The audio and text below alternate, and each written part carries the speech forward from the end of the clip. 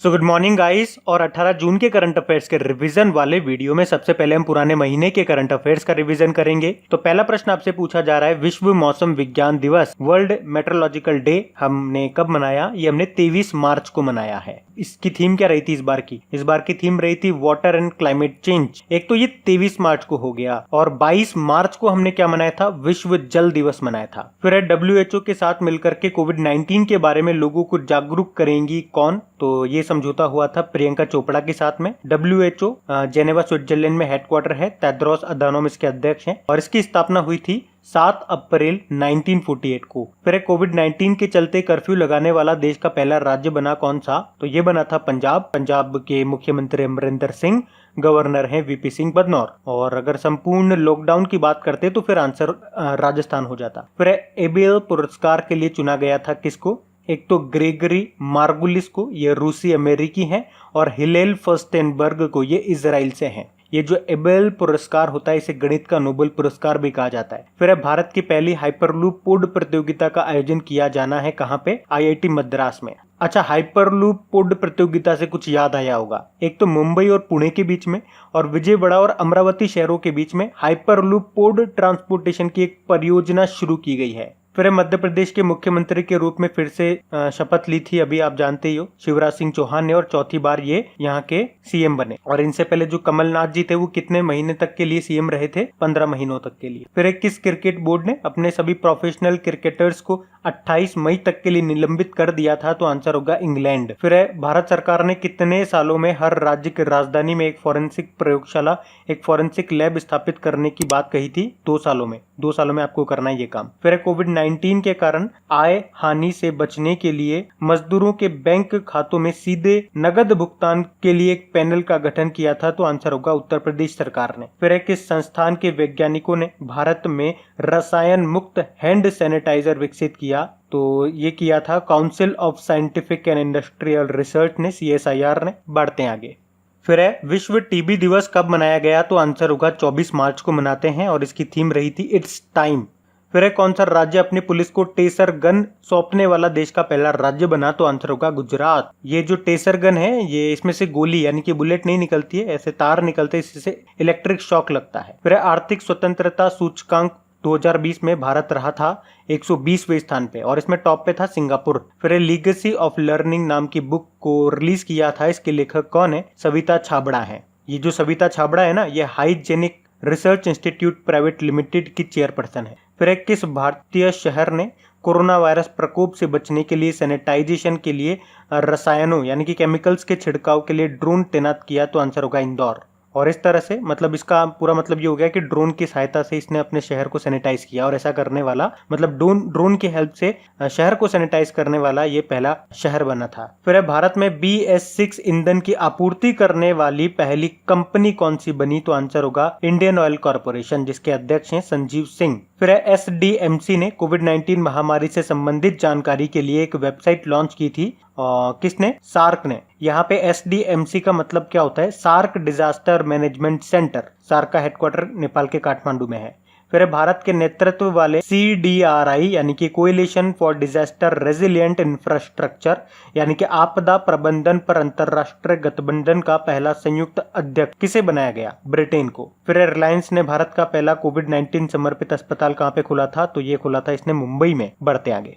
अच्छा, कल के प्रश्नों का भी एक बार रिवाइज कर लेते हैं। तो पहला प्रश्न आपसे पूछा था कि मकड़ियों की नई प्रजातियों का नाम अभी किसके नाम पे रखा गया? तो आंसर होगा ग्रेटा थनबर्ग के नाम पे। स्वीडन की जलवायु कार्यकर्ता है ये। और नाम क्या रखा है? थनबर्ग जीन नोब। और इससे पहले एक स्नेल यानी कि घोंगा, उसका भी नाम इनके ऊपर रखा था, और उसका नाम रखा था क्रास्पेडोट्रोपिस ग्रेटा थनबर्ग। और उससे पहले एक कीट यानी कि कीड़े का नाम रखा था, और उसका नाम क्या रखा था?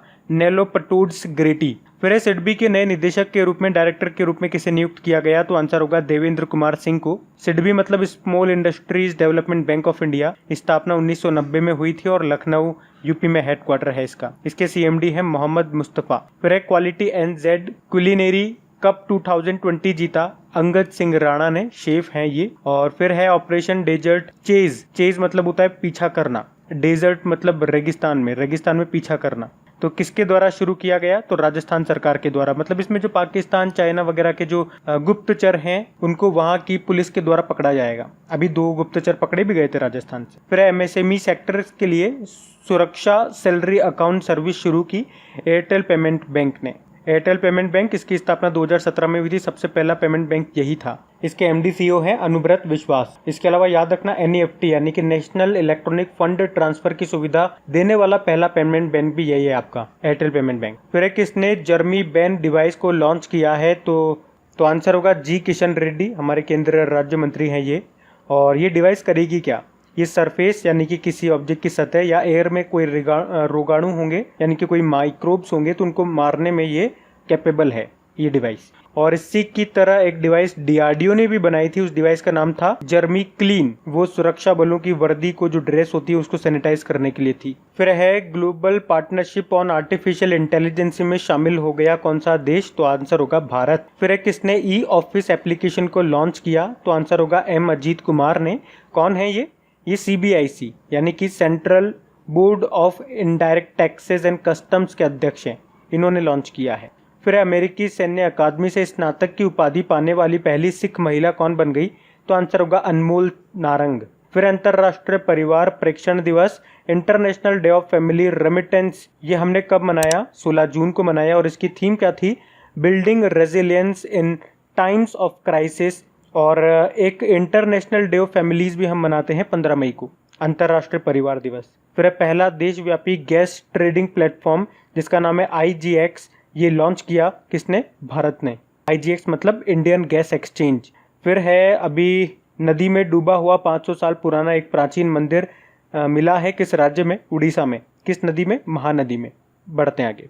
तो स्टडी क्वेश्चंस की बात करेंगे तो पहला प्रश्न आपसे पूछा जा रहा है कि न्यू डेवलपमेंट बैंक का हेडक्वार्टर कहां पर है? ये आपके शंघाई चाइना में है। और वर्ल्ड बैंक का हेडक्वार्टर कहां पर है? तो ये आपका है वॉशिंगटन DC में। और वर्ल्ड बैंक के अध्यक्ष कौन है? डेविड मालपास हैं। और इसकी MD CFO chief finance officer कौन है? अंशुला कांत है। फिर बिम्स्टेक का हेडक्वार्टर कहां पर है? बिम्स्टेक का हेडक्वार्टर आपको मिलेगा ये ढाका, बांग्लादेश में। और बिम्स्टेक में टोटल कितने मेंबर कंट्रीज है? तो 7 हैं। 7 कौन कौन है? बांग्लादेश हो गया, इंडिया, म्यांमार, श्रीलंका, थाईलैंड और नेपाल और भूटान। फिर है येरेवेन, ये किस देश की राजधानी है? ये अर्मेनिया की राजधानी है येरेवेन। और माले किस देश की राजधानी है? तो माले तो आपको पता है मालदीव की राजधानी है।